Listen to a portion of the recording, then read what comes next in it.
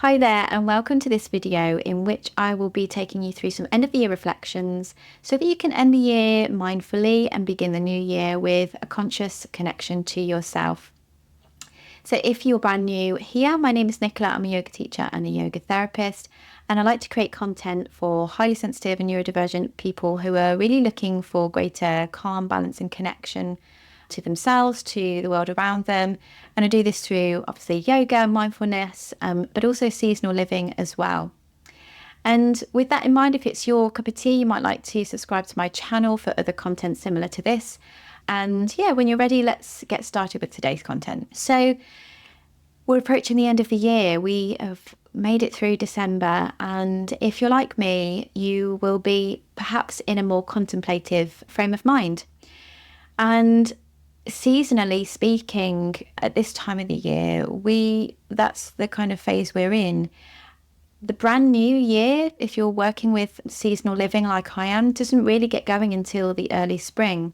However, this December through January period really it is a very contemplative time. And in fact, in traditional Chinese medicine, the element of water dominates, and the qualities associated with this is kind of stillness, depth, reflection, quite literally, and contemplation. If you think about, a body of water like a lake, there's a lot of holding.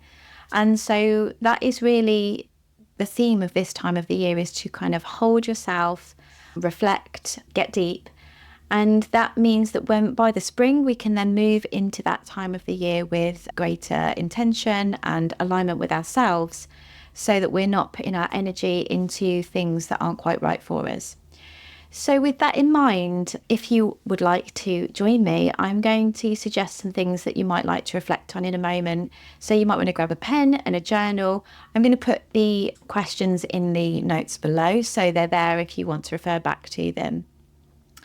Okay, so the first thing you're going to want to do before you kind of start asking yourself questions is just to break down the year that has passed. And you might not follow the Gregorian year. If you're like me, you may well be following the wheel of the year, which is generally what I follow. But the Gregorian year can be really helpful start and end point. So just starting with January, you might even block it out into quarters. It might help you to get a piece of paper and just kind of draw it out into quarters and jot down little notes or little images to kind of summarize the things that happened. If you're not really wanting to draw, right, you can literally scroll through the pictures on your phone. That's a really interesting way of looking back through the year, because you can see the things that you thought were important to take pictures of. If you're anything like me, a lot of my dog, or maybe far too many pictures of food. But yeah, it can give you kind of the flavour of each month. And then as you're doing that, you can either think about or you can write down what were the highs and lows for me this year. What has brought me great joy? What has been really, really stressful? What has taken its toll? And in that way, you might also ask, how am I ending the year? What's the kind of feeling of the year that is nearly about to pass? And then once you've taken time to do that, you can then reflect and think to yourself, okay, well, what have I learned? This is really important, is to just think about what you've learned, because, life is a journey and there's always something to take from each year. There might be an overarching theme that has followed you throughout the year, so it's important to note that down. And in which ways have I grown? If you are somebody like me that's a deep thinker and you're constantly kind of reflecting and reviewing, sometimes it can feel like nothing budges, but it's with the grace of time that we can look back and go, actually, this is something that I've really gotten better at. I can't quite remember exactly the year, but one year I really, really wanted to nail people pleasing. It was something that I really desperately wanted to kind of get sorted, because I knew it was draining me. And yeah, it was only by really looking back how much I was able to change that narrative for myself. I'm not saying it's always completely free, because it's not. It's a very deep pattern for many of us, I know. But it's like I say, with looking back, you can see how much you change and grow. Similarly, asking the question, what am I proud of? What has made me feel proud of myself this year? And what, importantly, am I grateful for? These are all important, particularly if it's been a heavy year, to, like I say, scroll through those pictures, or even like draw them out, write them out, even print them out, make a little bit of a montage if you're, a creative soul. It can help to remind us of, despite the heaviness, despite the things that have been really stressful, there have been these pockets of things that we've really enjoyed, we're really appreciative of. And then and you might not want to do this all in one, but if you do, the next phase is to kind of think, okay, so this is what has happened for me this year. These are my feelings about it, what I'm grateful for, what I find difficult, what was a positive. And then you can start to think, okay, what do I want to leave behind this year? What is not really serving me? What is draining my energy? Maybe it's people pleasing.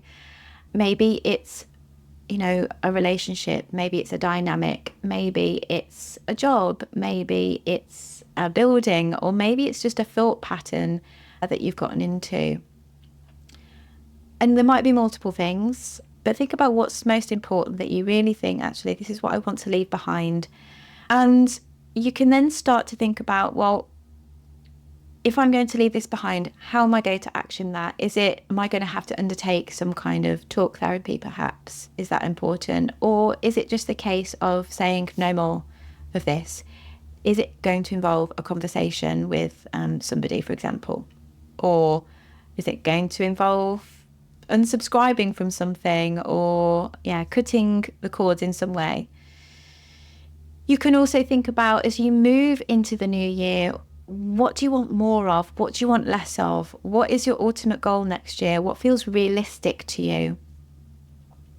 What do you want to cultivate? And again, and this is really important, once you've thought about what you want to bring into your life next year, what actions are you going to need to take in order to realize that? And that's kind of the bit sometimes we miss if we're journalists that, look at setting goals, is, really thinking about the actions, the bigger actions, but also those smaller step-by-step actions as well.